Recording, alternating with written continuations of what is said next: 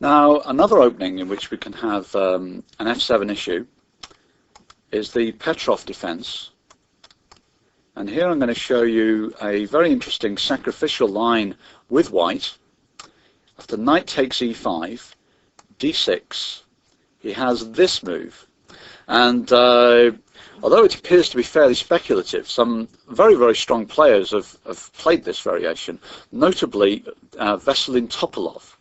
And what white gets for his sacrifice piece are 2 pawns and an ongoing initiative, and they're important pawns. He has, center pawns which can advance, and an ongoing initiative against black's weakened king. Now we've got in front of us a game Macropolis against Toth from Rome 1981, and after king takes f7, white plays this move. Now he can also bring the knight out to c3. And this is another very playable way for white to go, delaying d4 for the time being.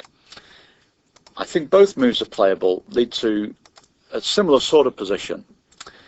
Now in the game Macropolis against Toth, then black now plays the move g6 in order to continue his development.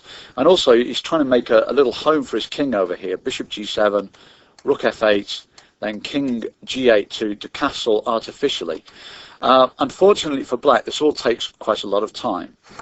Now, one important question for black is what would happen if he plays knight takes e4. And in fact, he loses he loses a pawn in this line because he loses a piece back. White, after this move, would play his queen to h5 check, and then if black goes here, there's queen d5 check, picking up the knight,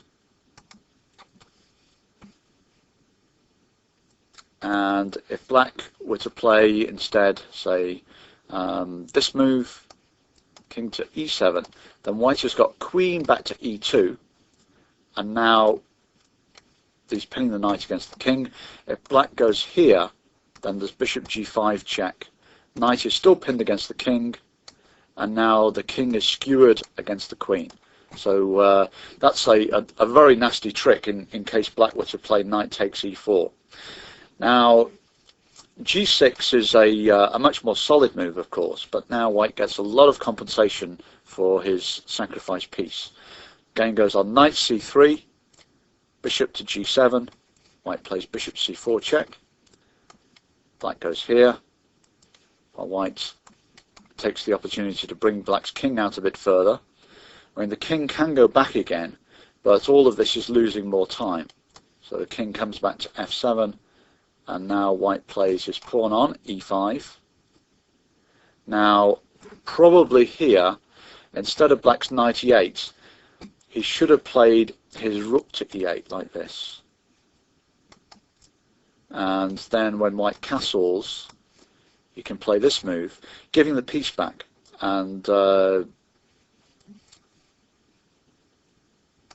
so if e takes f6, then black can take with the queen and he gets some play.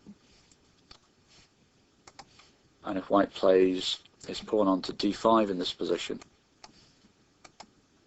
then black can play d takes e5 and exchange queens and bail out. And this is what he should have done. I think he should have gone rook e8. Instead, when he plays the passive knight e8, then white's position becomes stronger and stronger.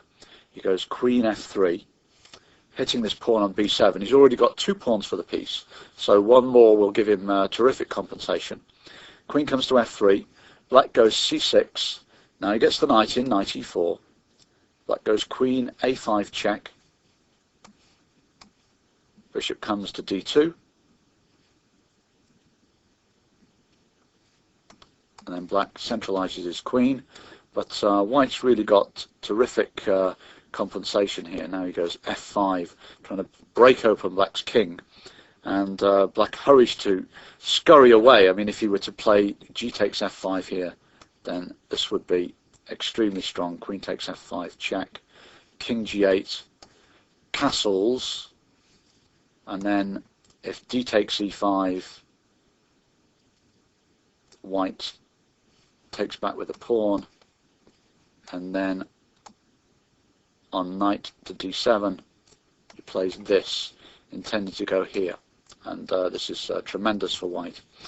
So instead of g takes f5, he plays his rook to f8, and then white pushes on f6. Well, black escapes like this, so white can't take on g7 because his queen would hang.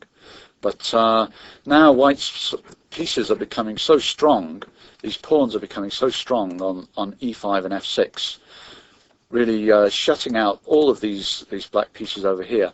He manages to win the game by exchanging queens. Very surprisingly, he goes queen b3. It's a really terrific move, this, because when black takes on b3 and white takes back, then black's just left in a situation in which all of these pieces are in a horrible position. You know, I mean, if you were to go bishop back here, for example, then white can continue with bishop h6. Black's really hopelessly tied up here. Now, what black decided to do, in fact, was to sacrifice back his piece, and he went knight takes f6, then e takes f6, bishop takes f6, and after knight takes d6, he took here on d4. But the problem is that white is simply better now. He goes castles queenside, and black has got a problem now with his development and also this pawn on b7. Well, what he decided to do here was he went back to g7, white took here, and then black played this mistaken move, rook f2. That's a mistake. What he should do is just continue developing with knight a6, and you know, his position's very bad, of course, because he's a pawn down, but it wouldn't be as bad as in the game, because after rook f2, then white played bishop here, and then the rook came back, and white played rook up here. Now, in this position where white castled queenside, if black were to play here, for example, the move b6, then white can play, for example, bishop out to h6, and after bishop g7 can take, king takes, and go rook here. And now black's problem is he simply can't develop, and meanwhile white wants to play rook e7 check. Anyway, in the game, then white went on to win after this, and you know, it's a really very nice game by him.